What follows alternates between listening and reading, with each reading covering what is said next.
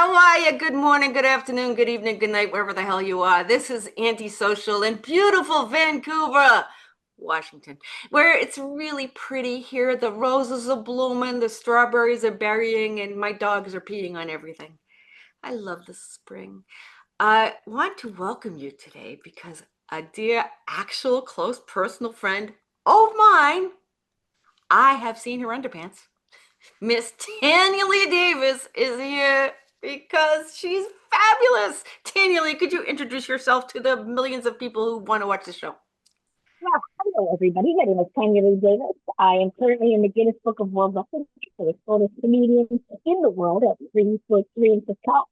I've been doing stand-up comedy for 35 plus years all over the world, and now my act is more like an extended TED Talk. So it's not just comedy, it's education, it's motivation, and we got a whole lot of giggles. And she's funny. There have been people who think, oh, yeah, I don't know if I want to see somebody with a disability on stage. And then they're afraid to laugh, which I think is ridiculous. But you can't do that with Tanya because Tanya Lee will have you pee in your pants. She will. Well, There that have been, has changed a lot, like in the last 3 or 4 years, really. And I'm a storyteller, and so I just go up and talk about my life and my adventures, and no victim mentality. I'm a Gen Xer, so we're a different breed, and so that's I feel like I found my purpose. So I'm definitely in the pocket right now, and I absolutely love it. and you started on recently, how long ago on Cameo? Did you not?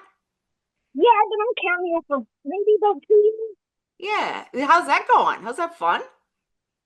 Been on, yeah, people send you, they want you to, I gotta do one actually. I gotta roast them. I'm not a roasting comedian, but they love people, oh, well, let's get a little person to roast me. Oh, it'll be hilarious. But, that's not really my style. But I try to play along by cycle.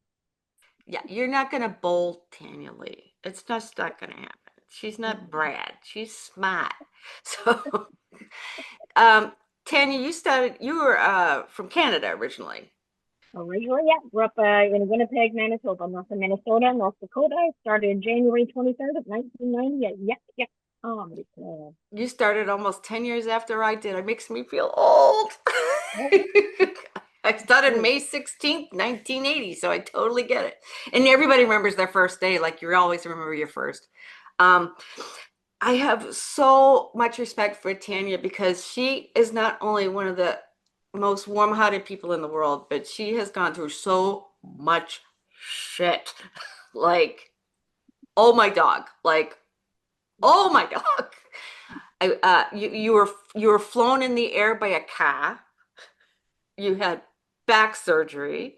mhm. You did you get stuck on a train in England for like 16 months or something?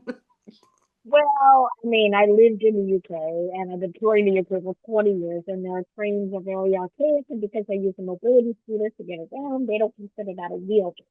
So I got discriminated against and bullied on trains. I had family members and you're disabled making fun of me, train guards calling the police on me because I was trying to stand my ground. I'm like, I'm a little person in a mobility scooter in a handicap spot, but you're forcing me to move out to accommodate a woman with a baby pram who doesn't want to fold it up because, and hold her little vagina Might break to a nail. exactly. So yeah, it was a lot. It was a lot emotionally exhausting living over there. But everybody's got shit in their life, and and I'm resilient. That's what it all comes down to. I live my unstoppable me mantra every single day. Yeah, so you are now Unstoppable Me. Yep, That is your brand, yeah? yep, absolutely. So Well, tell I me, realize, yeah, tell me yeah, about this. the reason why that came about is um, I when the lockdown happened, obviously took to social media as many people do. It was my outlet to communicate. So I spent 2 to 6 hours a day on TikTok, Facebook, Clapper, various apps, and people wanted to talk about my problems. Oh, what do you struggle with? What are your challenges? What can't you do? I'm like, why do we want to talk about that? Right? Because I've been doing, I'm 54, I've been traveling around the world since I Oh, I came out of think you the froze a little bit. Hold on. I think you froze. Let's see. I'm good on my end. Okay, now you're fine. Okay, good. All right. Okay, Yeah, gotcha. I'll just All right. slice it. So, I mean, I've done incredible things in my life, 35 plus years in comedy. I've been traveling since I came right out of the soggy box. So I've, had many adventures all over the world, and I talk about those things. I don't talk about my struggles and my challenges. So that's, my size does not define who I am. That's the thing, and unstoppable. I mean, it's all about. Yeah, everybody wants to hear about the bad stuff. It's like you Yeah, want to hear that's about not bad stuff, go listen to Trump. That's all he is.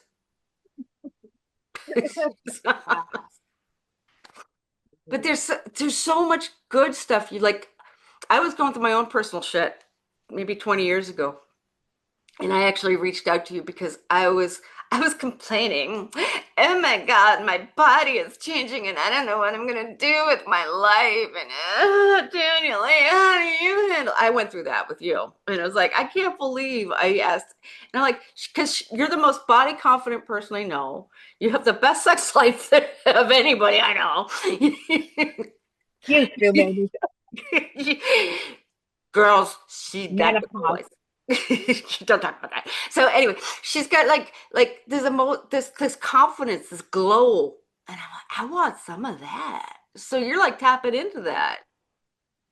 Oh, It's absolutely. Well, the thing is, and especially I've learned a lot about myself because of social media, because all these people want to try to tear you down and stuff. That's just, social media. There's a lot of good to it, but I mean, it's pretty toxic in the whole scheme of things. And being a Gen Xer and having a career and a life before social media, I have yeah, receipts. But you can't tear me down because you never built me up. I built myself up so I can be confident. I can talk about all the things I did. And social media is just, helping promote my already, the career I've already established.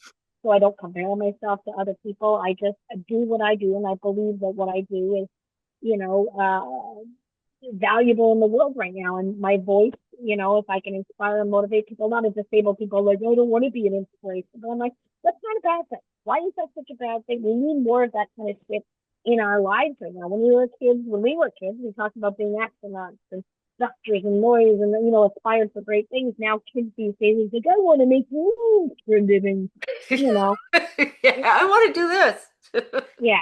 And they have no social skills. They have no foundation.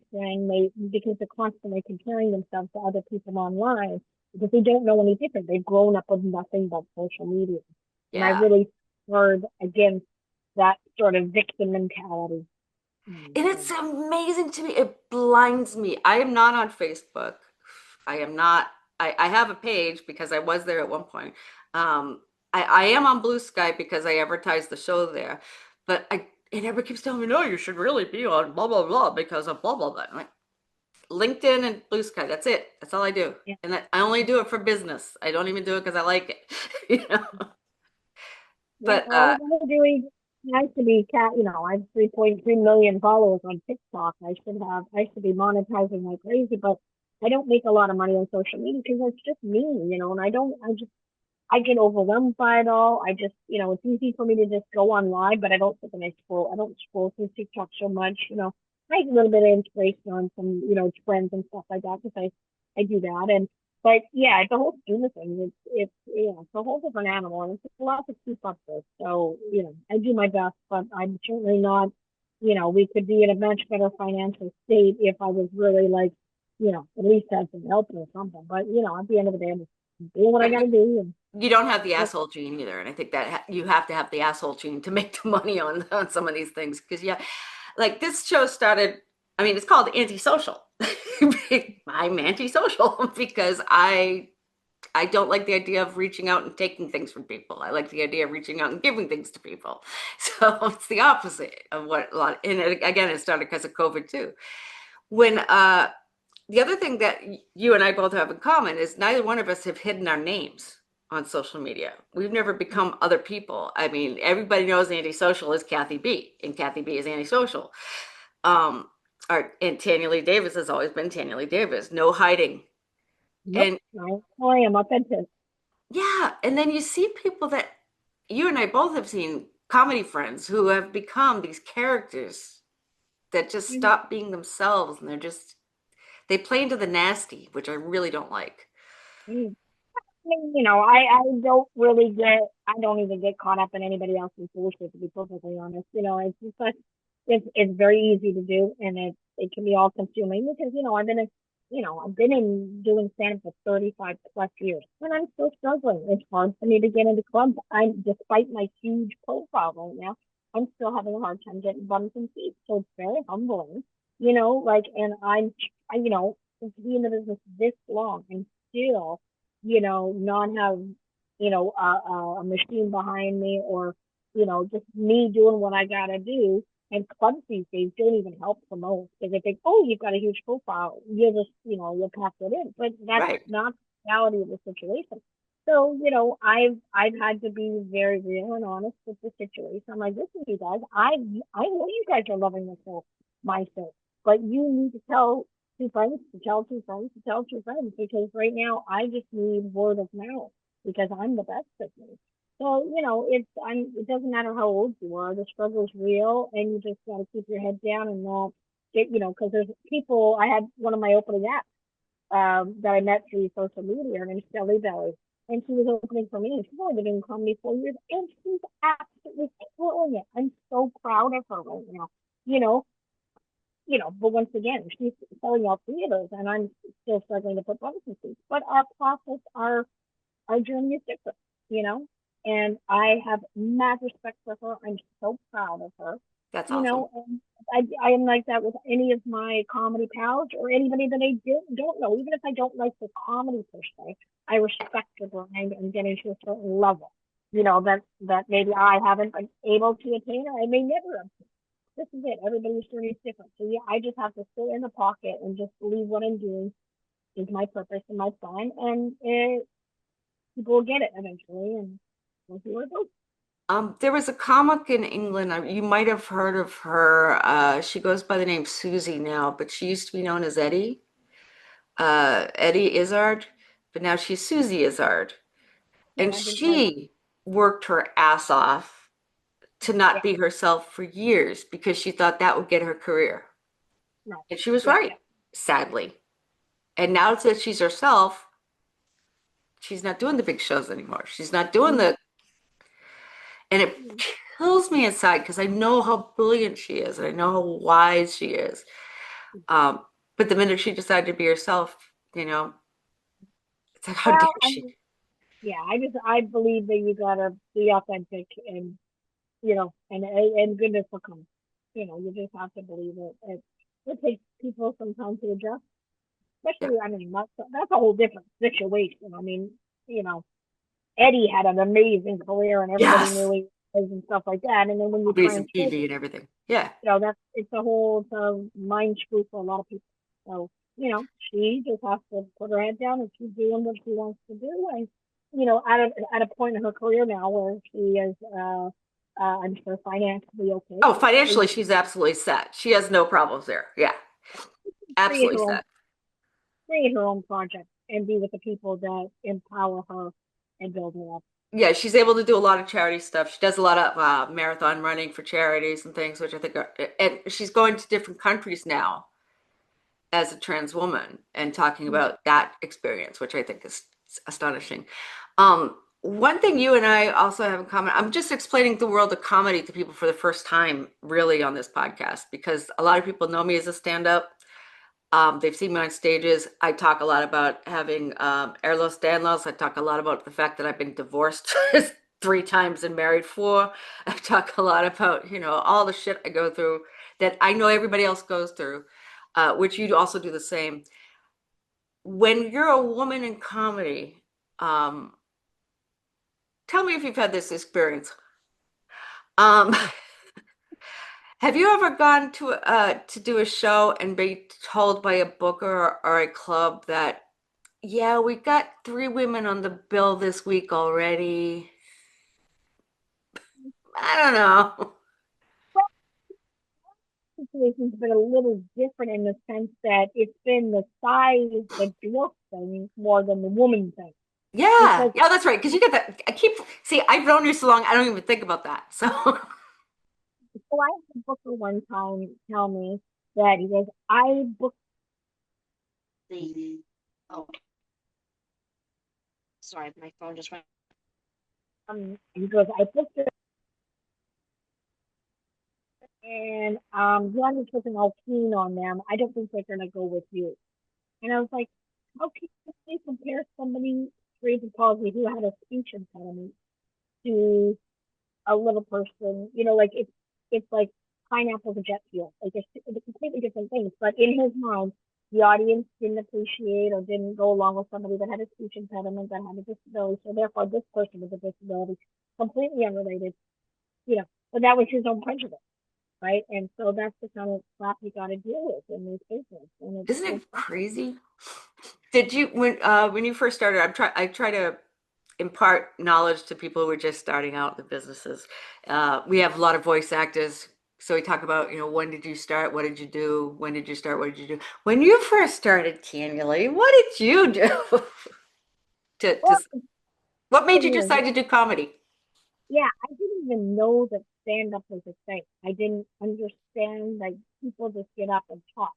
I grew up in Canada watching American television and British television. I grew up watching Laurel and Hardy. I grew up watching Carol Burnett, Lucille Ball. So a lot of physical comedians, and then Robin Williams, Steve Martin. So they made me laugh, and I loved how they used their physicality. And so I grew up wanting to be on the idiot box. I wanted to be on that television. I wanted to make people feel like they made me feel. Yeah. And I started doing community theater, and I met a guy, and he was like, I'm going down to a comedy club to do an open mic. I was like, what's that? What's a comedy club? So that was probably January of 1989, or maybe December of 1989, November, December. And I went and saw this guy, and he was terrible. And I instinctively knew what he was doing wrong. His timing was off, but the fact that people just got up there and talked, because I was taking theater at university. But when you take theater at university, you just sit there and read books about theater. You Yes. don't actually perform. So the Yes. fact that I went to this place and people just get up, and then when the guy got off stage, it was like, "You were crap," and he's like, "You think you could do better?" And I was like, "As a matter of fact, yeah." And so that's how it all. And I just like some people just have it, and I have it. I'm not afraid to talk. And now that I said I'm in the pocket, and I'm my authentic self, the world's my oyster, and all my 64 years of traveling around the world, all of those stories now are material. I can literally sit on stage for hours now and just talk about my life story And never and repeat educate. yourself. Exactly. Yeah, it's awesome. I love it. What has been your worst experience on stage? Do you have one or five, or everybody's Well, have? I don't even want to yeah. talk about mine, but yeah. Well, when I first moved to Los Angeles, I was living with my then best friend, and she started working at like a psychiatric ward, mental hospital, and she decided, why don't we do a comedy show for the patients? So they did it in the cafeteria, and a lot of the patients would harm themselves, so they would be strapped to the table. And so if they like their hands, and so if they like them, they smack their heads on the table. So that was a bizarre experience. And then in Liverpool, England, it was New Year's Eve one year. I had done two shows already. This is my third show. I think it was already after midnight. Everybody, of course, if you know British people, hammered, right? No, And can't believe nobody gets pissed when they're seeing comedy. so I'm on a table, which solid table. I'm sitting on my step stool.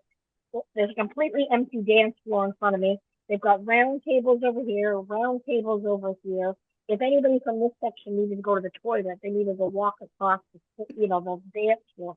And I'm kind of like an alcove, so I'm performing like this the whole time. And all of a sudden, some dude gets up. He looked like a White Walker from Game of Thrones. He was just built like a brick shit house, bald, and just was like, he walks up to me. He's just like dead in the eyes, right? He walks up to me. He walks up to me. And then he just grabs me around the waist. Like just grabs me. And I was like, oh my God. And people think I'm small, so I'm gonna be light. So they try to pick. then they realize I'm not so right and they tend to drop me. So I knew if this guy got me off the table, I was screwed. So I basically, he's like, got me like a vice gripper on the waist, and I'm like, oh, I'm burying down like I'm taking a shit. I'm just like,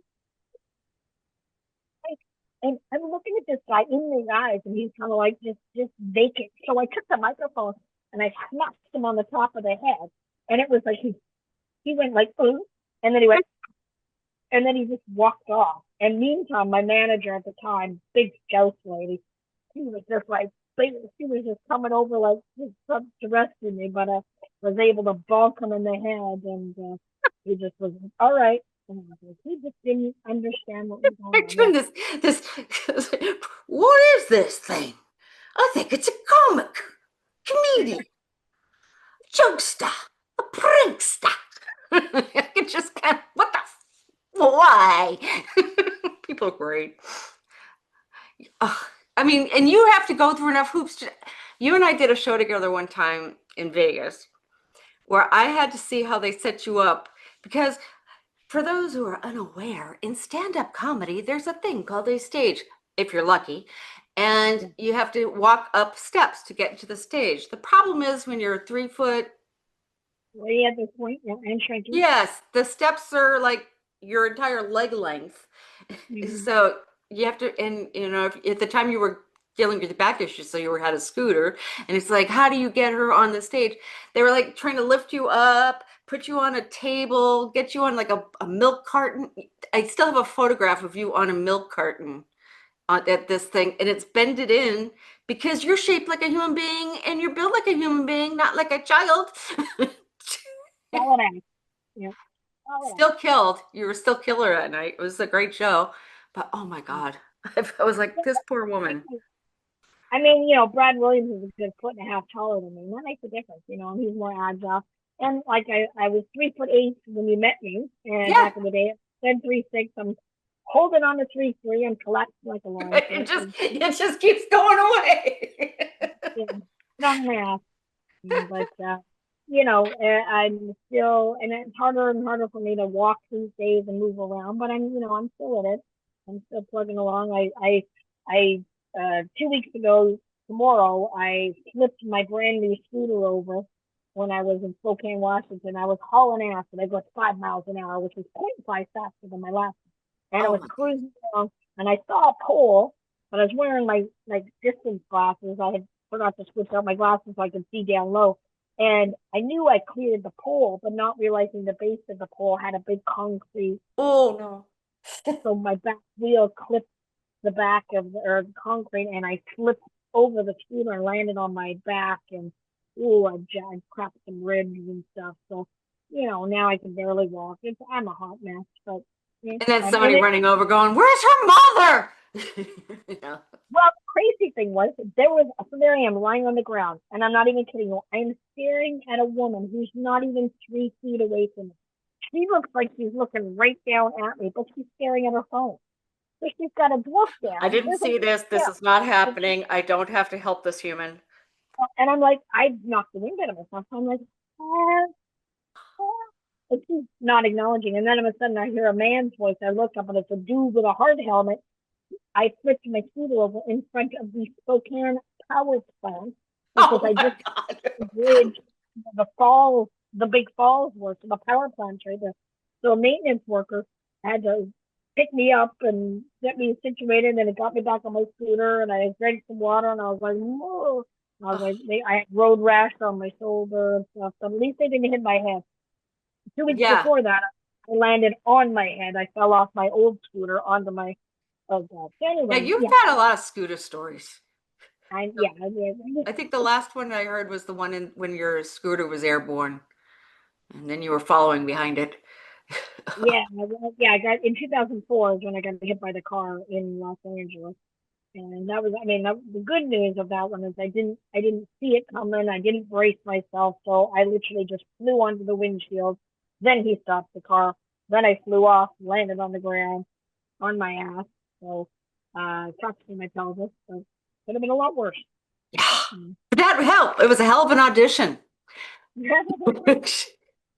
By the way, for those who don't know, if you have the Austin Powers movies, you might have seen Tanyalee as a star, a lead in one of the opening scenes that should have been in the freaking movie. Yeah, it was the teaser that came out 6 months before the movie. So coming this summer. Dun, dun, dun, dun, dun, dun, dun, dun. So I was in the dance sequence. You could Google it. Look up Austin Powers Gold Member Teaser. I'm wearing a white little bob wig. I'm in a massive crowd of little people, so it's really hard to see. I can pinpoint myself, but I did get to see it in the theater. So when you see it on a big screen, I was like, oh my god, I can actually see it. So that Yeah, was my first on a big screen. That was that kind of cool. sucked. That's what I when I loved working at Paramount because I used to love going to dailies and you'd see everything that would end up getting cut out of the movies. But man, that would have been one of the best days to see dailies. It's like, oh my God, look at these folks up there. I can Yeah. imagine it was so cool. Are you still acting? Not adverse to it. I just haven't had it. I'm out of the loop, I live in Florida, so it's like I'm away from Hollywood. I'm away from the scene. I'm like I said, trying to hard to get into clubs and stuff. My buddy Michael Glatzmeyer, who's a comedian of Spokane, Washington, he's been doing comedy for 10 years. He's got a learning disability, a bit of a lisp, so he plays guitar because while he plays guitar, it helps him remember stuff, and so that That's he talks smart. about that. Physical Yeah, so memory. yeah, so I love what he does. It's more than comedy, and so what him and I have done is join forces, and we are going to be doing a travel comedy show together. We haven't named it yet. I call it Tiny Adventures right now, just because that's what I do. But That's good. when I was up in Spokane, Washington, we went to Soap Lake.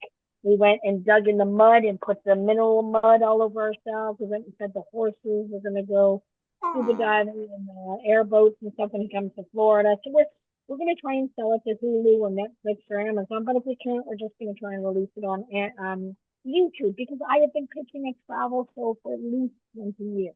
Yeah. All the little people shows that have been on TLC. I'm like, I'm over here. I Just know. Tap into this talent, people. By the way, like crazy. Tubi Yeah, TV has, yeah, I mean, we've been tapping into Tubi because a lot of folks that, like the filmmakers I've been talking to and the voice actors I've been talking to, they started reaching out to the Tubi folks and their films are starting to appear on Tubi. So just saying, hey, Tubi yeah. TV, you guys, just saying, You, you, this is a girl, this gal. travel comedy show coming your way. Well, I was live on TikTok while we were doing Michael put me in a kayak and dragged me down into, like, 'cause we had to go a good, I don't know, a quarter of a mile to get into where the mud was. You got Oh to my get past the layer of bird. Anyway, so the student didn't go, so I was like, okay, problem solved. We have to problem solve. So I was like, there's a kayak. You can slide me across like a sled. And so I was online on TikTok, and for about 45 minutes, we had 75,000 people watching us in 45 minutes. That's, That and those are just the people in the room watching. So people oh my love God. to watch me do shit. So the market's there. I just need, we've Just got need the somebody right that person to tap into. Isn't it always yeah, dumb luck? It's it you and I have friends that you are way talented than so many of our friends who have tapped in and suddenly became huge. And we're like, what? It's just because the luck, the dumb luck. yeah, yeah. Well, then that's why I like I said before, don't get caught up on what other people are doing. It's too easy to be like, why? I And I know. just be like, I have to be like, just stay the course, believe in what I'm doing, because I'm a much better person than I was, let's say, 5 years ago. I just mentally, emotionally, spiritually, You did a lot of growing. I feel very connected, and if I would have got say some level of pain back prior to that, I might not have been able to handle it. And then like having to deal with all the backlash from social media, the trolls, piece of cake, but you gotta be mentally strong to Yeah. be able to deal with this kind of crap. And I'm there. So I'm whatever good things are on my horizon and good or bad, I'm gonna take it like a champ. Well, COVID changed, I think changed so much. Like before COVID, uh a little bit of personal stuff that I tend not to talk about, but I was getting divorced in 2014 2015, I was split with my husband. And I really didn't want to break up with my husband. I didn't want to leave him. I didn't want to do, but the situation we were in was untenable. He was in a big famous situation. I was not in a big famous situation, nor was I trying to be. But the other people that were part of that big famous situation made it very difficult for me to be part of that world. And I think you know who I'm talking about, but uh, specifically.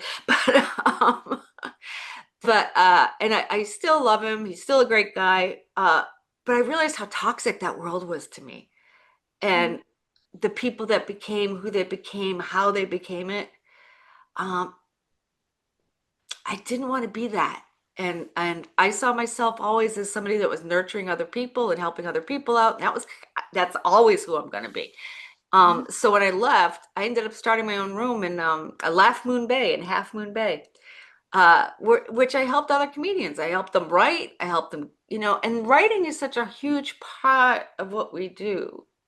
Mhm. Um, but writing helped me decide where I was going to go with my life. Robin had just died, and I don't know how destroyed you are, but I used to take care of his kids for, so it would really destroyed me.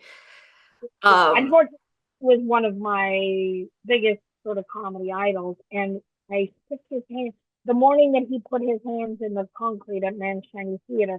I didn't get up early enough, and I got there late, and he was literally just walking out, and I drove my scooter into a metal railing that pushed forward, so he kind of stopped, and then I was like this, and he grabbed my hand, and he just took my hand and then walked off, and that was the only interaction I ever had with him. So it was a fleeting moment, but yeah, when I it was but it's somebody I just never it's met with you before. forever. Yeah, it made me very emotional when he died. Like, yeah, it was somebody Yeah. I never met had such an impact on me. Chris Cornell, same thing. When he died, I was destroyed. And you know how attached I am to music. So, Yeah, my life is two things, music and haha. And, and critters. But I don't have any rats right now. I just have dogs. Um, um, when we get on stage, we write our lives. We write our humanity out to people. Do you find yourself writing, or is it really off the cuff for you? well, lately, like, I probably have a good 15 minutes that I just did this past weekend of, Michael and I at the lake, feeding the horses. I went to the Emerald Coast Zoo up in Crestview, Florida, and I got a behind the scenes tour. So I talk about me feeding the animals, the giraffes and the gators and the crocs, and I walked with penguins. Oh, And that's cool. I'm jealous. they were looking at me like, "Where you been?" Because we wanted the same. Our Like, people, our queen is back. so I don't have to literally write material. If I just go out and do fun things, I've realized that as long as when I'm talking about it, you're very detailed when you describe a story on stage, right? You want to create imagery, you want to take people on that journey with you. So when I'm describing the stories and stuff like that, I get into the nitty gritty and I really create a picture for them, and I love it. Right? And so And you're able I to remember everything. so I've landed on my head numerous times, right? Yeah. Then I've got menopause, so fog brain. So my memory is not great. However, um, in Las Vegas, where we used to live at the same time, I have a couple of Rubbermaid bins that are in a friend, like an acquaintance, if you will, not even a super great friend. He's storing them for me, and God forbid anything bad happens to him, my shit's going sideways. But all those things have all of my life travel, everything 3 digital. And I want to get those bins because I want to create a show where it's an audio visual, where I basically have a gigantic wheel of photographs. Yeah. So you can curate the reel to particular types of stories or content or age or clean. I can curate it, and basically, so spin the wheel behind me, and whatever picture it lands on, I tell that story. I And love it. so, I mean, it's endless, right? It can always be different. And you add to the story, and like I say, curate it. So that's my dream, and that's I gotta get my stuff from. Just trying to get my bins from Vegas physically. Can't fly with them. There's at least two of them, Yeah. from And Vegas it's hard for you to to drive because you don't drive. yeah, Somebody else has to yeah. drive you. My husband broke in. I broke another man, so Yep, yeah, it's a lot. But anyway, where Michael and I are. That's one of those things on the list is to try to get my stuff from Vegas. A road And trip. That could be one of the road trips. yeah, filming me going through the boxes and kind of having that like, oh, remember, remember. Oh my God, I remember that. Finally recall. Have you seen Henry Rollins? I know him and I've met him, but not. I haven't. I'm completely out of the loop. Like I said, His but yeah, show, he does a lot of USO stuff. And his show in the last 10 years or so, now he's living in Nashville, so I haven't seen him in a couple of years, but um, he puts big photographs of places he's been in the world because he's traveled. The guy does two things, drinks coffee and works out. That's it. And anything in between is going to places and talking to people. Um, oh, and so his show is like, here's a picture of this, blah, blah, blah, blah. yeah, yeah, Hilarious yeah, yeah, stories. yeah, But a whole yeah, different kind of vibe. I think your thing's going to be really good. I'm really yeah, excited about it. yeah. Me too. It's so exciting. It's so exciting. Where do you now you're in Florida because there was too much of England. Well, I mean, the lockdown happened. I couldn't pay the bills, the rent. There's no protection for me on a work permit. Plus, I mean, I didn't realize how emotionally deep down I was living there.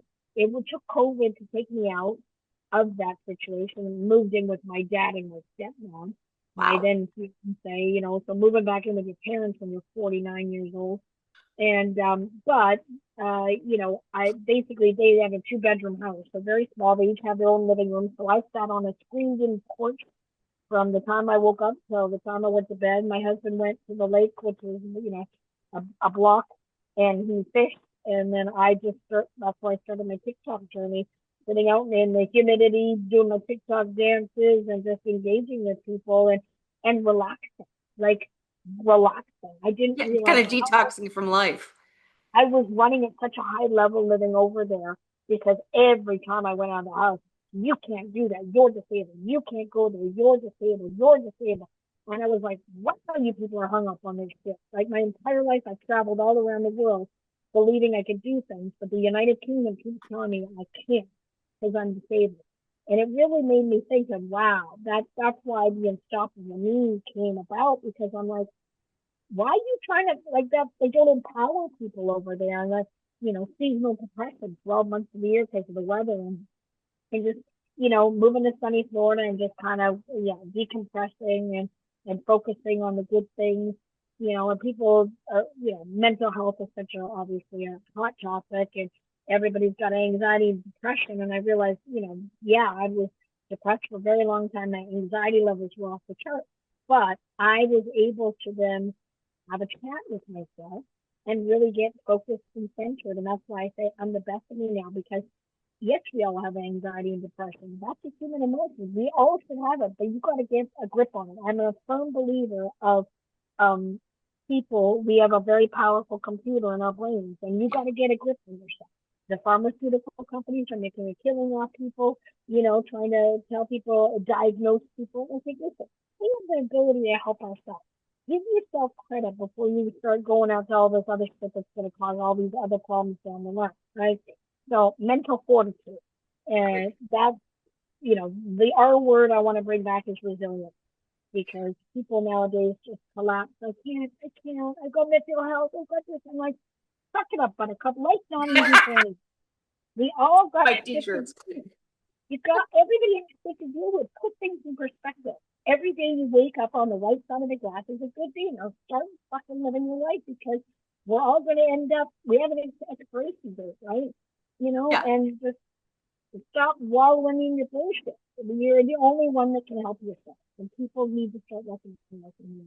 So that's why I'm a big proponent of self. Everybody's got these things that are shit. Their paycheck, shit. Everybody's got it. Housing situation. Fortunately, this is the first time I actually own my own house. That's mine, my house. Good I'm for so you. glad. So you guys are staying here when you come through Vancouver, um, because I've got more than one room this time. Yeah. I was living in a one-room place. But this is everybody's got a situation where they have to figure out how to pay for that shit. They have to figure out, how are they going to get places? They have to figure out, how they're going to afford stuff. Are they going to be able to eat? Can they take care of their medication? Are there other people around them dying? What's going on?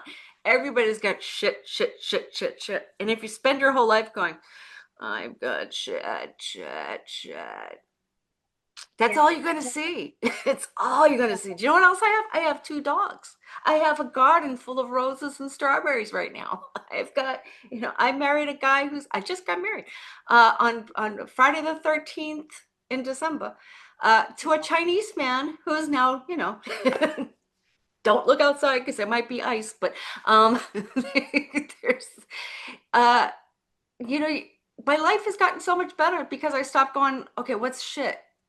Oh, let's see what's going right. Let's see what's going right for a change. See what happens. Yeah.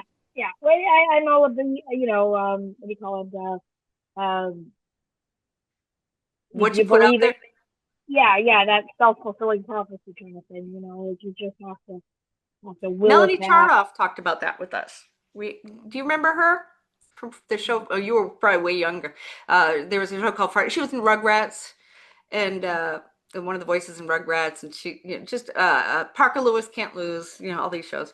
She's so smart, so funny, so beautiful. But she has a book called Odd Woman Out, and there's a whole section in it about like, am I going to put out there that everything's going to suck, or am I going to put out there that I want to do stuff? Yeah, that's what she did. Yep. That whole vibe is, I want to be able to tap into that better. Mhm. And I think it's helped. I'm certainly not as grouchy as I was in Vegas, that's for sure. The master of your own destiny. Yeah, yeah.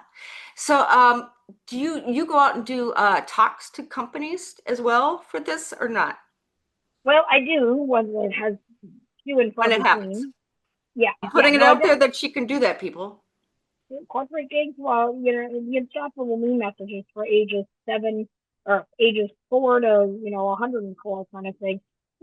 So I can do team building and resilience and that motivational stuff for corporates. I can do school assemblies for children. I used to do that in the UK since 2013. I would go in and talk to the kids, show slides of my life, and be like, I know you see a little person and you think my life is must be pretty difficult. And I go, well, it is, but these are all the good things I've done. So, and I now on TikTok, I have a lot of kids that I used to talk to in schools in the UK. Then they're like, you came to my nursery, you came to my school. I remember you were the greatest you are, lady.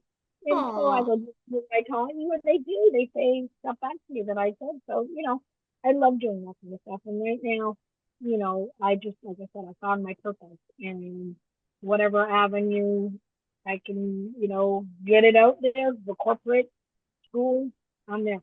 that's so awesome. That's so awesome. So, where are you performing next? When's your next Uh, show? yeah, Now, this this is coming probably going to air. I just got to let you know this is going to air in June. Okay. June 19th, June 20th, June 21st, I'll be in Appleton, Wisconsin at the Skyline Comedy Club. Then I'm hoping to go to the National Little People Convention in San Diego, July 3rd through the 10th, and I'm trying to book some shows in San Diego area. Wait, so you Around guys all really do know each other? once a year, we hang out and talk. It's dwarf and yeah, so and then I'm going to Scotland for 3 weeks. I'm doing the last 2 weeks of the Edinburgh Fringe, and then I'm doing an extra 9-day tour on top of that. I'll be in Now, you've done Chattanooga. Fringe a few times. Oh yeah, I've done at least 8 or 9 Edinburgh Fringe. It's so expensive now though, and this year is our 20-year reunion of abnormally funny people, And which some is a con. amazing folks have been in that show, Yeah, other and I'm than gonna yourself. Yeah, and we started in 2005. So it's our 20-year reunion. So we've got some funding. We've got the accommodations paid for. So that's the only reason why I'm able to go to. I can't afford it otherwise. So I'm just staying an extra week to do a Scottish tour. And I'll be in Lethbridge, Canada, Calgary, Alberta, Canada, Chattanooga, Tulsa, Oklahoma, Oklahoma City, Lowell, Arkansas, Winter Haven, Florida. So go to TanyaLeeDavis.com. I Wow. like to TanyaLeeDavis.com. We are going to make sure people go there. the Tanya, Unstoppable documentary. I have my own documentary as I well. It's want to on hear about Amazon. this documentary. Yeah. So we had a film crew in 2003 come out and the film Kevin and I we went from Florida up to Pennsylvania and back and basically talked about my Unstoppable Me, my shows, and we met some of my fans and stuff. And yeah, it's amazing documentary. It's rent or buy right now. It's on Amazon, Apple TV, Google Play, or Vimeo. So I'm very proud of it. And You should be. that's We it. bought it. Mhm. We did. If we can afford it, somebody else can afford it. It's It's just a two cup of ninety Starbucks. That's all it is. It's all it costs. Cup of nine. don't drink Starbucks today and buy your damn video. So, we're gonna leave it there today. I want to thank everybody who came today to watch my personal friend, and I am so in love with her. She's always been one of my favorite people on the planet, Miss Tanyalee Davis. And do visit TanyaLeeDavis.com and see more of her and get her tour dates and check her out. Her shows are fabulous. And we will see you next time on the Antisocial Hour-ish show. Thank you for having